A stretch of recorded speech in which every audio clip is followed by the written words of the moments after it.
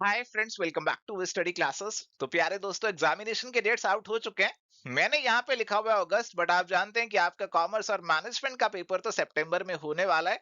और अभी थोड़ा सा पैनिक जरूर होगा आपके माइंड में कि सर कैसे होगा, क्या करें क्या ना करें। तो मैं आज आपको बताने वाला हूँ तीन चीजें। ये तीन चीजें अगर आप कर लोगे तो नेट जरूर पास कर जाओगे, अगर आप शिद्दत से ये चीजें करोगे। यूजुअली होता क्या है कि इस स्टेज पे पैनिक बहुत ज्यादा होता है, हमें समझ नहीं आता क्या करें या क्या ना करें, तो जो भी फीड करता रहता है, ठूसता रहता है, हम वो करते रहते हैं। किसी ने कोई भी सेशन चला दिया, कुछ भी लगा दिया यूट्यूब पे, हम बस वो बैठ के देखते रहते हैं, क्योंकि आजकल सभी वीडियो के थंबनेल पे तो यही लिखते हैं ना कि आप ये वाला कर लो, यहीं से पेपर आएगा, ऐसा कुछ ही लिख के बनाते हैं। तो हम उसी में टाइम लगा देते हैं, सारा दूसरों से पढ़ने में लगा देते हैं, खुद की कोई प्रैक्टिस नहीं करते, ना ही प्रीवियस ईयर क्वेश्चंस पे नजर डालते हैं।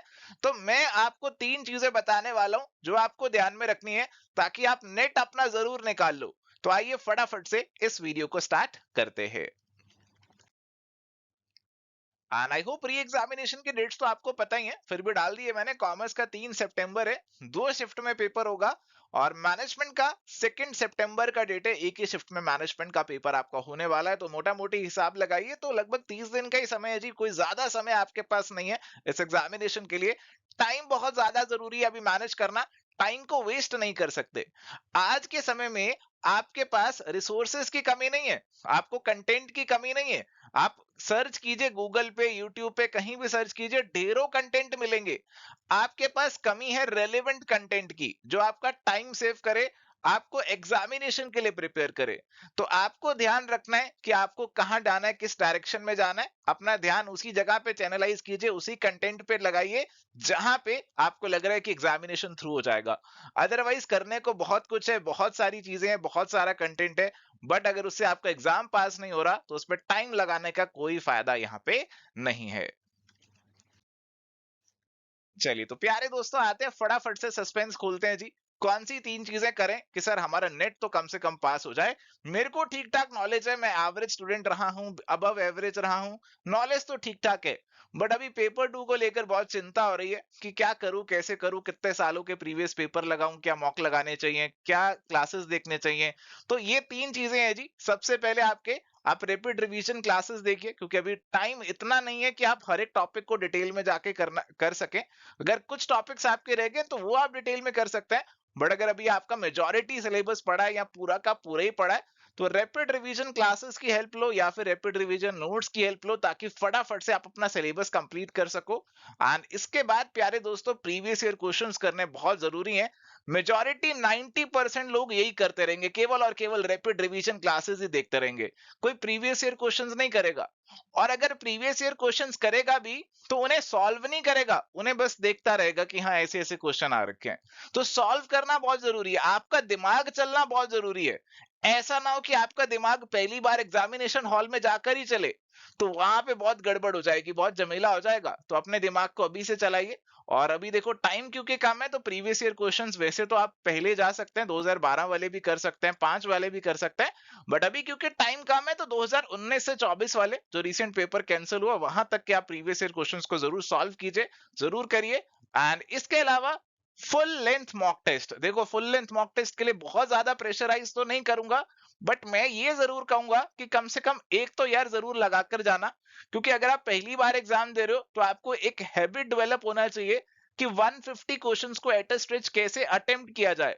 क्योंकि आधों का दिमाग पहली बार जब पेपर देने जाते हैं तो बीच रास्ते बंद हो जाता है, 50 के बाद ठंडा पड़ जाता है, 100 क्वेश्चन आने के बाद तो बिल्कुल ही बंद हो जाता है।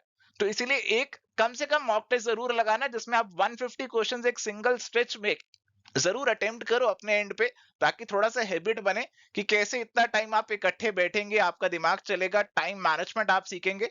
तो ये तीन चीजें हैं, अगर मैं कह रहा हूं कि आप शिद्दत से करोगे ना, अगर आप अपने अपने आप के प्रति ऑनेस्ट रहोगे कि ये तीन चीजें मैंने अच्छे से कर ली हैं, है ना, तो आप अपना नेट तो कम से कम जरूर पास कर दोगे, ये गारंटी मैं यहाँ पे जरूर आपको दे सकता हूँ। चलिए तो प्यारे दोस्तों, अगर मैं आपके लिए एक टाइम टेबल भी तैयार करूं यहाँ पर कि कितना टाइम कौन सी चीज पे लगाएं, तो देखो क्लासेस और नोट्स, रिवीजन क्लासेस और आपके नोट्स जो हैं, आप उन पे 4 घंटे लगाइए और 4 घंटे लगाइए अपनी प्रैक्टिस पे। और धीरे धीरे जैसे जैसे टाइम निकलता जाएगा, ये नोट्स और क्लासेस वाला टाइम इसे 4 से 2 पे लाइए। और जो प्रैक्टिस वाला टाइम है, इसे आप 4 से 6 पे लाइए, ज्यादा टाइम आपका प्रैक्टिस पे लगना चाहिए इवेंचुअली।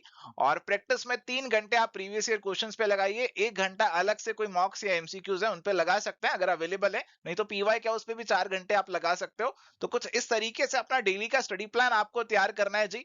और ये चीजें जो है कहीं ना कहीं आपकी जरूर मदद करेंगी कि क्या चीज पे कितना समय देना है, क्योंकि टाइम बहुत ज्यादा लिमिटेड है। ऐसा ना हो कि आप पूरा का पूरा दिन क्लासेस नोट्स में निकाल दें, पूरा का पूरा दिन आप पीवाई क्या उसमें ही निकाल दें। तो ये सारी चीजों की अपनी रेलेवेंस है, अपनी इंपॉर्टेंस है, तो सभी को बैलेंस करके आपको चलना है। अगर आपके पास टाइम 8 घंटे है, ज्यादा है, तो आप ये वाला जरूर प्लान फॉलो कर सकते हैं। अगर टाइम कम है तो अकॉर्डिंगली सबको थोड़ा थोड़ा कम आप यहाँ पे कर सकते हैं। अगर आप एक वर्किंग एस्पिरेंट है, वीकेंड पे टाइम ज्यादा मिलता है, तो वीकेंड पे टाइम को बढ़ाइए, वीकेंड पे पढ़ाई कीजिए। क्योंकि अगर आप अभी 30 दिन पढ़ाई कर लोगे तो फिर अगले 3 महीने की पढ़ाई से बच जाओगे। तो 3 महीने 30 दिन दबा के पढ़ाई कर लो, नहीं तो फिर 3 महीने दबा के पढ़ाई करनी पड़ेगी। चॉइस आपकी है, आप क्या करना चाहते हैं आप खुद से पूछिए और खुद डिसाइड यहाँ पे कीजिए।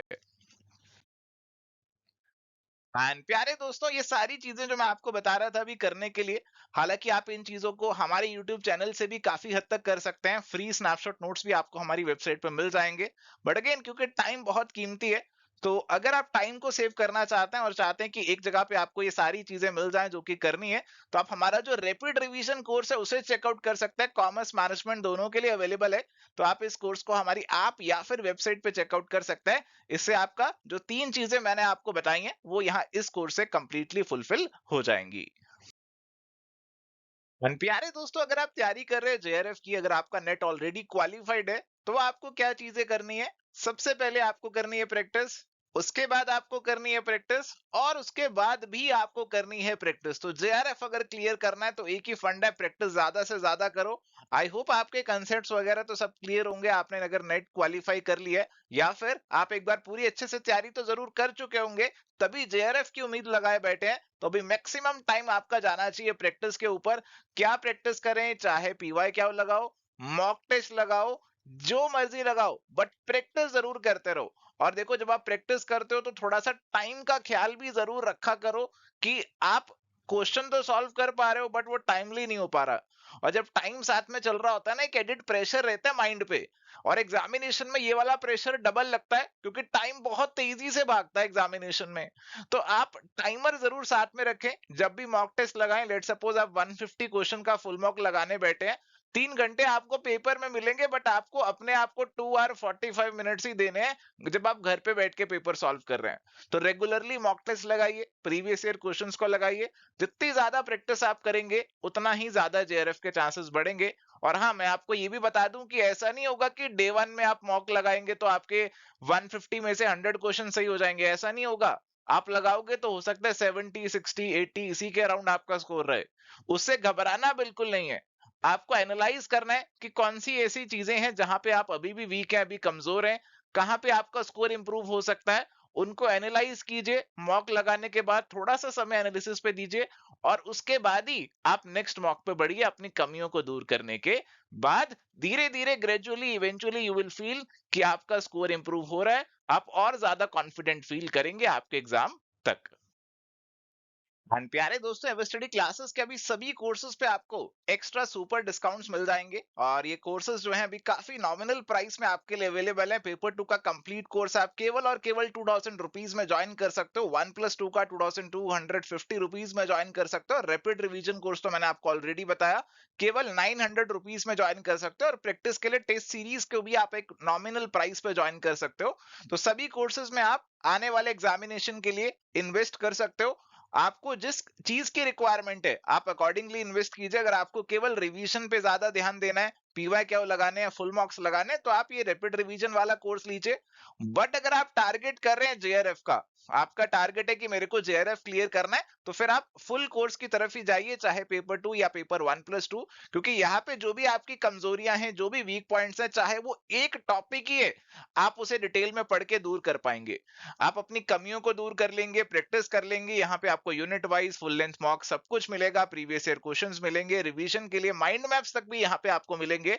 तो आप यहाँ पे इन कोर्सेज को चूज कीजिएगा अगर आप जेआरएफ टारगेट कर रहे हैं। अगर अभी नेट ही क्लियर नहीं है और अभी बिगिनर लेवल पे हैं, अभी आपको है कि फटाफट से कैसे भी सिलेबस कंप्लीट हो जाए और कुछ ठीक ठाक प्रैक्टिस हो जाए, तो आप ये रैपिड रिवीजन वाला कोर्स ही चेकआउट करना।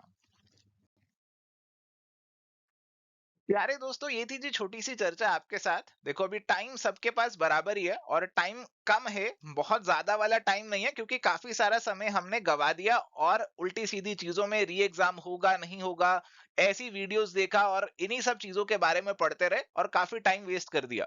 तो अब जो भी लिमिटेड टाइम आपके पास है, आप उसे स्ट्रेटेजाइज कीजिए, अपना शेड्यूल बनाइए और अकॉर्डिंगली आने वाले एग्जामिनेशन के लिए आपका जो प्रिपरेशन है उसे स्टार्ट कर दीजिए। क्या चीजें करनी है, क्या चीजें नहीं करनी, वो आई होप आपको इस वीडियो से पता लगी चुकी है। आज के लिए इस सेशन में इतना ही, मिलेंगे नेक्स्ट सेशन में। Till then goodbye, take care, all the best.